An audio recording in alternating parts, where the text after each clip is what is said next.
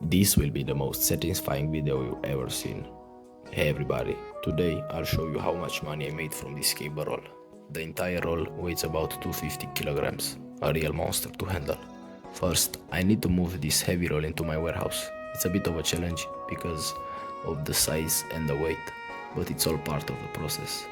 After placing it down, I'll cut it into smaller pieces to fit my machine. This cable is about 100 meters long, so you can imagine how much effort it takes to process it all. The tool I'm using is specifically designed for heavy-duty cables. It's equipped with a large stainless steel blades that can cut even to the toughest material with ease. Without this task would take forever.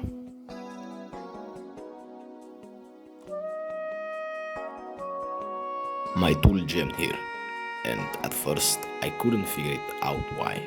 For a moment I thought I have to cut the whole cable with a small blade, which would have taken forever.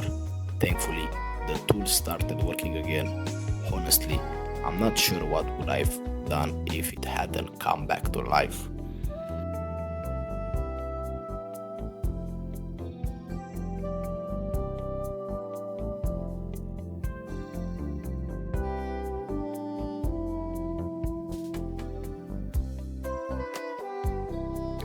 Now that we cut all the cables with the blade, it's time to use the machine to make an incision along the cable.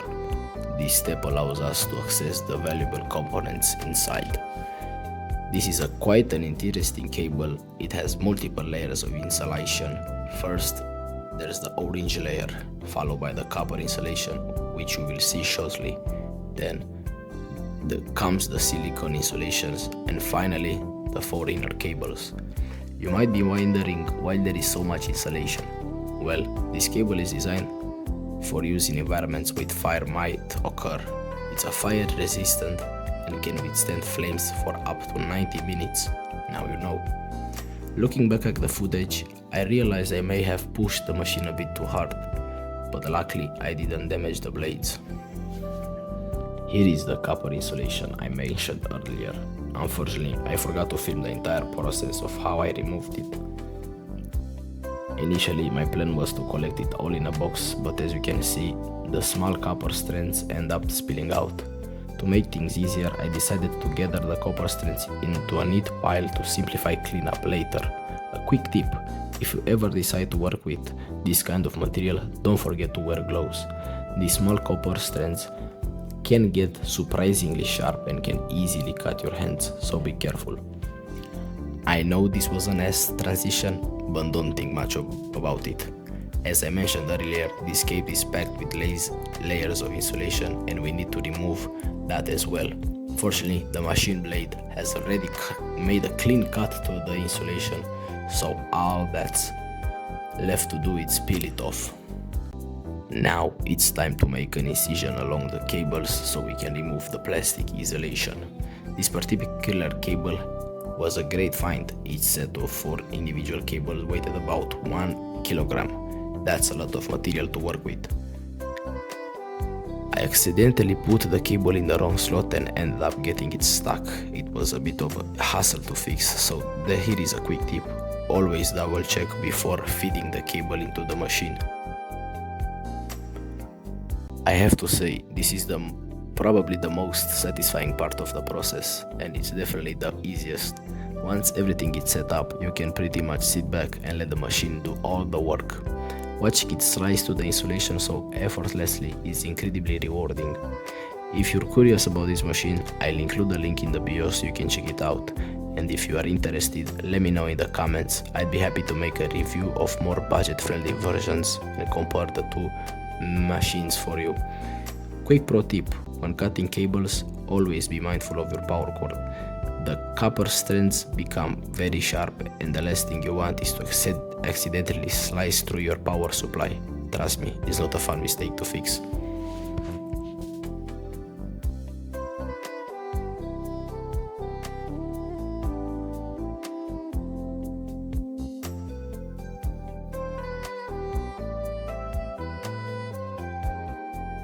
As you can see, we're getting into the longer part of the process. There were many cables and I started losing track of a few, but no worries, just keep going step by step. The goal is now pretty simple. I'm just removing the insulation I cutted earlier and tossing it into the box. You might be wondering, why do I do with all this leftover plastic insulation? Good question. Honestly, it's a lot, but since it's plastic, I'm able to recycle it. Plastic recycling is a big part of the process, and I'll show you how I handle it in another video, so stay tuned for that. At this point, I'm starting to wonder if there will be enough room in the box for all this copper. I knew I have to leave the box eventually, and it started getting heavier by the minute. But that's part of the fun. The more we strip, the more valuable copper we get, and that's always worth it.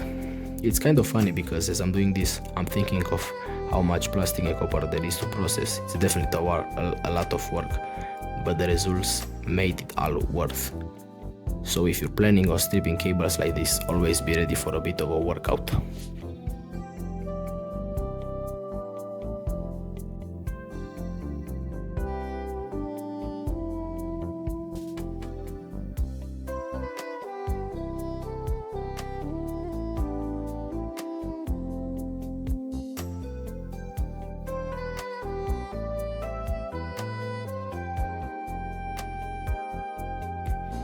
It might not seem like it, but it actually took the entire day to strip the insulations off the cables. There were so many of them. It's one of those tasks that seems simple at first, but by the time you're done, you definitely had quite the workout. And trust me, your hands will feel it. A lot of you ask me, where do I get all my cables from? And that's a great question. Honestly, I've been sourcing cables from different places, and each method has its pros and cons. Some are easier to find, while others take a little more effort, but can be more rewarding in the end. I've been thinking about making a dedicated video in the near future to show you exactly where I get my cables, the best places to look for them, and some insider tips on how to score the best deals. There's a lot of little things that can make the whole process easier and more profitable. So if you're interested in learning more about that, make sure to stay tuned. You're definitely going to want to see when it drops.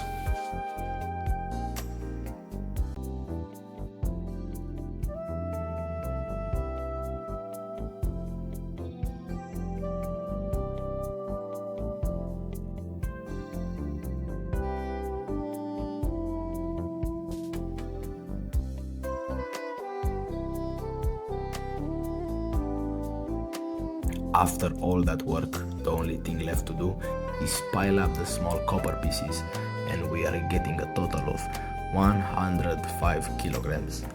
Not bad, right?